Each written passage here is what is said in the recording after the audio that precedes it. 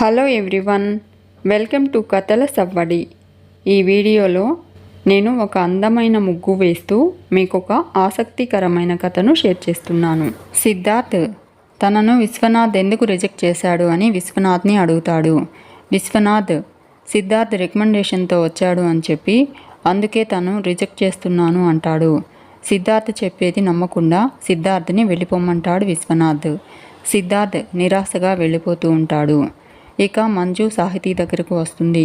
సాహితీతో సిద్ధార్థ్ గురించి తన బాధ చెప్పుకొని బాధపడుతూ సిద్ధార్థ్కి సాహితీ అంటే ప్రాణం కాబట్టి ఎలాగోలా సిద్ధార్థ్ని ఒప్పించి సిద్ధార్థ్ని ఇంటికి తీసుకురమ్మని చెప్పి మంజు వెళ్ళిపోతుంది. సాహితీ మీరు పరువుని వదలరు, అన్నయ్య క్యారెక్టర్ని వదలడు ఏంటో అని అనుకుంటూ ఉంటుంది.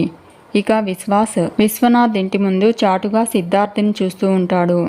సిద్ధార్థ్ నిరాశగా బయటకు రావడం చూసి విజయానంద్కు ఫోన్ చేసి అంతా మీరు అనుకున్నట్టే జరిగింది సార్ అంటాడు. ఆ విశ్వనాథ్ గారు మన సిద్ధు బాబుని రిజెక్ట్ చేశారు. ఇప్పుడు బాబు బాధగా బొరవెక్కిన గుండెతో బయటకు వచ్చాడు సార్ అంటాడు. విజయానంద్ వాడు వెర్రివాడు విశ్వాసం, వాడు ఏం చేస్తున్నాడో ఎక్కడికి వెళ్తున్నాడో నాకు తెలియదని వాడి నమ్మకం అంటాడు. విశ్వాస్ ఆ నమ్మకాన్ని మీరు వమ్ము చేస్తారు కదా సార్ అంటాడు. విజయానంద్ అది సరిపోదు, వాడి కళ్ళను కూల్చేయాలి, వాడి ఆశను చంపేయాలి, అది కదా ఈ విజయానంద్ లక్ష్యం అంటాడు. విశ్వాస్ మీరు గ్రేట్ సార్, మీరు చూపుల్లో డేగా, ఆలోచనలో నక్క అంటూ సారీ సార్ ఏ జంతువులతో పోల్చాలో తెలియక ఫ్లోలో వచ్చేసింది అంటాడు.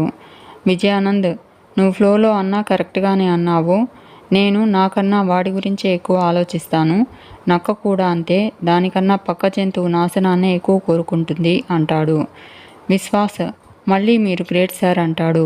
నేను వచ్చేస్తాను సార్ అని అంటూ ఉంటే విజయానంద్ రావద్దు, అక్కడే ఉండు, వాడిని అబ్జర్వ్ చెయ్యి అని చెప్పి ఫోన్ కట్ చేస్తాడు. విశ్వాస్ ఏం అబ్జర్వ్ చెయ్యాలి అనుకుంటూ సిద్ధార్థ్ని చూస్తూ ఉంటాడు. సిద్ధార్థ్ బాధగా నేను ఏం చేశానని నాకే ఇలా జరుగుతుంది, ఎవరికి ఏ ద్రోహం చేశాను అని అనుకుంటాడు. ఆ నీచుడు నన్ను ఇలా వెంటాడుతున్నాడు, ఎంత దూరంగా ఉందామనుకున్నా వాడి నీడ కూడా పడకుండా బ్రతుకుతున్నా నన్ను వదిలిపెట్టేలా లేడు అని అనుకుంటూ ఉంటాడు. ఇక ప్రేరణ మనిషి మెంటాలిటీ ఏదైనా కావచ్చు, పొగరుగా ఉండొచ్చు, కానీ సివిల్స్లో ఎంతవరకు వచ్చారు అంటే ఎంత కష్టపడి చదువుంటారు అని అనుకుంటూ ఉంటుంది. ఫ్రీ కోచింగ్ తీసుకుందామని ఎంతో ఆశతో వచ్చి ఉంటారు వీళ్ళంతా, కానీ విశ్వనాథం గారు అంత కఠినంగా రిజెక్ట్ చేశారు అంటే వాళ్ళు ఎంత ఫీల్ అయి ఉంటారు అని అనుకుంటూ విశ్వనాథ్ దగ్గరకు వెళ్తుంది. ఎక్స్క్యూజ్ మీ సార్ అంటూ 2 minutes మీతో మాట్లాడొచ్చా సార్ అని అడుగుతుంది. విశ్వనాథ్ చెప్పమ్మా అంటాడు. ప్రేరణ ఆ ముగ్గురిని అలా రిజెక్ట్ చేయడం కరెక్ట్ కాదేమో సార్ అంటుంది. విశ్వనాథ్ ఏది కరెక్టో ఏది కరెక్ట్ కాదో నువ్వు నాకు చెప్తున్నావా అంటాడు. ప్రేరణ నా ఇంటెన్షన్ అది కాదు సార్ అంటుంది. మీరు ఎంత స్ట్రిక్టో, ఇక్కడ ఎన్ని కండిషన్స్ ఉంటాయో మేమంతా తెలిసే వచ్చాం సార్ అంటుంది. విశ్వనాథ్ కానీ వాళ్ళు రికమెండేషన్తో వచ్చారు అంటాడు. ప్రేరణ సార్ వాళ్ళు చేసింది తప్పే కావచ్చు అని అంటూ ఉంటే విశ్వనాథ్ తప్పు చేసే వాళ్లకు, ఆ ఆలోచన ఉన్న వాళ్లకు ఇక్కడ ప్లేస్ ఉండదు అంటాడు. ప్రేరణ కానీ ఇంతటి నిజాయితీ ఉన్న మీరు వాళ్ళను క్షమించలేరా సార్ అని అడుగుతుంది.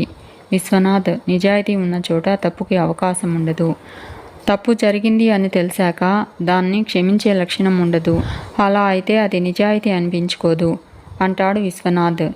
ప్రేరణ అది కాదు సార్ అని అంటూ ఉంటే విశ్వనాథ్ అసలు ఏం చెప్పాలనుకుంటున్నావు అని అడుగుతాడు.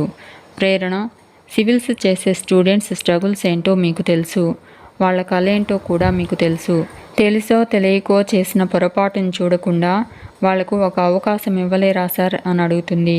విశ్వనాథ్ వాళ్లను నేనెందుకు రిజెక్ట్ చేసి పంపించాను అని అడుగుతాడు. ప్రేరణ రికమెండేషన్ చేయించుకున్నారని అంటుంది. విశ్వనాథ్ ఇప్పుడు నువ్వు వాళ్లకు అవకాశం ఇవ్వమని రికమెండ్ చేస్తున్నావా అంటాడు. ప్రేరణ సారీ సార్ అంటూ నాకు అతని గురించి కానీ వాళ్ళిద్దరి గురించి కానీ వకాల్తా పుచ్చుకునేంత పరిచయం లేదు, మీతో మాట్లాడేంత అనుభవం కూడా నాకు లేదు, జస్ట్ మానవత్వంతో వాళ్ళ మీద దయ చూపించమంటున్నాను అంతే సార్ అంటుంది. విశ్వనాథ్ విలువలతో కూడిన విద్య అందించాలనుకున్న చోట మానవత్వం అనే మాట వినపడదు, అలా వినపడితే నేను ఉత్తమమైన వ్యక్తిని ఈ సొసైటీకి అందివ్వలేను అంటాడు. ప్రేరణ నిజమే సార్ నేను ఒప్పుకుంటున్నాను అంటుంది. కానీ అవకాశం అనేది మన నీడ కాదు కదా సార్, ఎప్పుడూ మన వెంటే ఉండడానికి, అది అదృష్టం. ఆ అదృష్టం ఎవరి జీవితంలో అయినా ఒకేసారి తలుపు తడుతుంది. ఇప్పుడు ఆ అదృష్టం మా అందరికీ మీ రూపంలో వచ్చింది. కానీ ఇంతమందిలో ఏ ఒక్కరికి సొంతం అవుతుందో మాకెవరికీ తెలియదు సార్ అని అంటూ ఉంటే విశ్వనాథ్ అయితే అంటాడు. ప్రేరణ, ఆ ఒక్కరు మీరు రిజెక్ట్ చేసిన వ్యక్తుల్లో ఒకరైతే వాళ్ళ అదృష్టం ఆవిరి అవ్వడానికి కారణం ఎవరైనట్టు సార్? వాళ్ళ పరిస్థితుల్ని నిందించాలా, దేవుడిని నిందించాలా లేక అని అంటూ ఉంటే విశ్వనాథ్, నువ్వు కన్విన్స్ చేయాలనుకుంటున్నావు, నేను క్వాలిటీస్ ఉండాలనుకుంటున్నాను అంటాడు. ప్రేరణ, ఆ క్వాలిటీసే చూడండి సార్, వాళ్ళ మెరిట్ని చూడండి, రికమెండ్ చేయించుకున్నారు అన్న ఒక మాట చెరిపేసి మా అందరికీ పెట్టినట్టే మీ రూల్స్ ప్రకారమే వాళ్లకు టెస్ట్ పెట్టండి, ఎలిజిబుల్ అయితే సెలెక్ట్ అవుతారు లేదా రిజెక్ట్ అవుతారు, అప్పుడు వాళ్ళను వాళ్ళు తెలుసుకుంటారు సార్, లేదంటే లైఫ్ అంతా వాళ్ళను వాళ్ళే అసహించుకుంటారు. మా నాన్న ఎప్పుడూ చెప్తుండేవారు సార్, ఒకరి ఆకలి తీర్చకపోయినా పర్వాలేదు కానీ వాళ్ళ నోటికి అందిన ముద్దను నేలపాలు చేయకూడదు అని ప్రేరణ చెప్తూ ఉంటే విశ్వనాథ్ ఆలోచనలో పడతాడు. తన అసిస్టెంట్ మల్లిని పిలిచి బయటకు వెళ్ళిన వాళ్ళను రమ్మనమంటాడు. Prerana, thank you sir, thank you so much అంటుంది. మీ ఔన్నత్యాన్ని చాటుకున్నారు సార్ అని అంటూ ఉంటే విశ్వనాథ్ ఇట్స్ ఓకే అంటూ వెళ్ళి కూర్చో అంటాడు. ఇక మళ్ళీ సిద్ధార్థ్ దగ్గరికి వెళ్ళి సార్ మిమ్మల్ని రమ్మంటున్నారు అంటాడు. సిద్ధార్థ్ హ్యాపీగా నిజంగానా అంటాడు. మళ్ళీ నిజంగానే సార్ వెళ్ళండి అంటాడు. సిద్ధార్థ్ మళ్ళీతో వెళ్తూ ఉంటాడు. విశ్వాస్ సిద్ధార్థ్ని చూసి ఇదేంటిది సీన్ రివర్స్ అయ్యేలా ఉంది అనుకుంటూ విజయానంద్కు ఫోన్ చేసి కొంప మునిగింది సార్ అంటాడు. విశ్వనాథ్ గారు సిద్ధు బాబుని లోపలికి రప్పించుకున్నారు, అంతా గందరగోళంగా ఉంది అంటాడు. విజయానంద్ అక్కడే ఉండి ఏం జరుగుతుందో గమనించి నాకు చెప్తుండు అంటాడు. ఇక మళ్ళీ విశ్వనాథ్ దగ్గరికి వెళ్ళి ఇతను ఒక్కడే ఉన్నాడు సార్, వాళ్ళు వెళ్ళిపోయారు సార్ అంటాడు. విశ్వనాథ్ సిద్ధార్థ్తో అందరితో పాటు నువ్వు కూడా ఈ ఎంట్రన్స్ టెస్ట్ రాయి అంటాడు. సిద్ధార్థ్ హ్యాపీగా ఫీల్ అవుతూ తప్పకుండా రాస్తాను సార్, థ్యాంక్ యూ సార్ అంటాడు. విశ్వనాథ్, మీ అందరికీ పెట్టబోయే ఈ టెస్ట్లో ప్రతి క్వశ్చన్ నేను ప్రిపేర్ చేసిందే.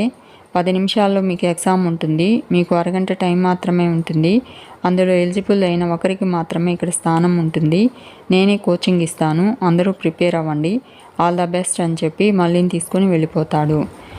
ఇక గణేష్ ఇంటి దగ్గర పని మనిషి రాజశేఖర్ని తిడుతూ రాజశేఖర్తో సూప్ తాగించడం చూసిన ఇందిర బాధపడుతుంది.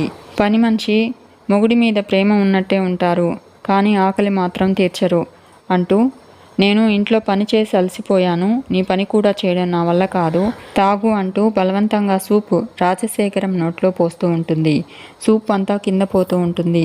తాగించుకుంటే ఒక బాధ, తాగిస్తే ఒక బాధ, ఇదంతా చేయలేక ఏడ్చేది నేనే, ఇప్పుడు ఇలా తుడిచేది కూడా నేనే అంటూ కింద పడిన సూప్ని తుడుస్తూ ఏమయ్యా నాలాంటి పని వాళ్ళను ఇబ్బంది పెట్టకపోతే హాయిగా కళ్ళు మూయొచ్చుగా అని అంటూ ఉంటే ఇందిర కోపంగా పని మనిషి దగ్గరకు రాబోతుంది. అప్పుడే ఈశ్వరి గంగా అని పిలవడంతో ఆగిపోతుంది ఇందిర. ఇందిరను చూసిన పని మనిషి, పెద్దయ్య గారు సూప్ కాస్త తాగండి, మీరు ఇలా రోజు తాగకపోతే ఎలా చెప్పండి అని అంటూ ఉంటే ఇందిర, నువ్వు బయటికి రావే, ఈరోజు నీ సంగతి అటో ఇటో తెలుస్తాను అని అనుకుంటుంది. పని మనిషి, మీరేం తాగకపోతే ఎలా బాబు గారు, మీరు బాగుండాలి, తాగండి అంటూ రాజశేఖరంకి సూప్ తాగిస్తూ ఉంటుంది. ఇందిర అటు వెళ్ళిపోవడం చూసి త్వరగా తాగవయ్యా నువ్వు అంటూ కోపడుతూ ఉంటుంది. ఇక విశ్వనాథ్ సివిల్స్ కోచింగ్కి ఎంట్రన్స్ ఎగ్జామినేషన్ పెడుతూ ఉంటాడు. క్వశ్చన్ పేపర్ గురించి చెప్తూ నేను తయారు చేసిన ఈ క్వశ్చన్ పేపర్లో 12 క్వశ్చన్స్ ఉంటాయి అంటాడు. అవి మీ ఊహకు కూడా అందవో, వాటిని అర్థం చేసుకుని ఆలోచించి సరైన జవాబు రాయడానికి మీకున్న టైం కేవలం అరగంట మాత్రమే. ఆ అరగంటకి ఒక క్షణం కూడా దాటకుండా మీ ఆన్సర్ షీట్ ఇచ్చేయాలి, అది కండిషన్. మీ అందరి టాలెంట్కి, మీ మెరిట్కి ఈ పరీక్షే ప్రామాణికం. మీ ఆశలకి, కళలకి, భవిష్యత్తుకి ఈ అరగంటే కీలకం. ఇక్కడ ఒకరికే అవకాశం, ఒకరికే అదృష్టం అని చెప్పి తన అసిస్టెంట్ మల్లిని పిలిచి అందరికీ క్వశ్చన్ పేపర్స్ ఇవ్వమంటాడు. అందరితో పాటు ప్రేరణ, సిద్ధార్థ్ కూడా క్వశ్చన్ పేపర్ తీసుకుని ఎగ్జామ్ రాస్తారు. అరగంట తర్వాత విశ్వనాథ్ మల్లిని పిలిచి అందరి దగ్గర పేపర్స్ తీసుకోమంటాడు. విశ్వనాథ్ అందరినీ బయట వెయిట్ చేయమని చెప్పి వాళ్ళు రాసిన పేపర్స్ని వాల్యుయేషన్ చేసి తన దగ్గర కోచింగ్ తీసుకోబోయే ఆ ఒక్కరు ఎవరో కొద్దిసేపట్లో అనౌన్స్ చేస్తాను అని చెప్పి వెళ్ళిపోతాడు. అందరూ బయటకు వెళ్ళిపోతూ ఉంటారు. ప్రేరణ, సిద్ధార్థ్ అక్కడే కూర్చుని ఆలోచిస్తూ ఉంటారు. మీకు ఈ వీడియో నచ్చితే లైక్ చేయండి, షేర్ చేయండి, తప్పకుండా సబ్స్క్రైబ్ చేసుకోండి. Thanks for watching.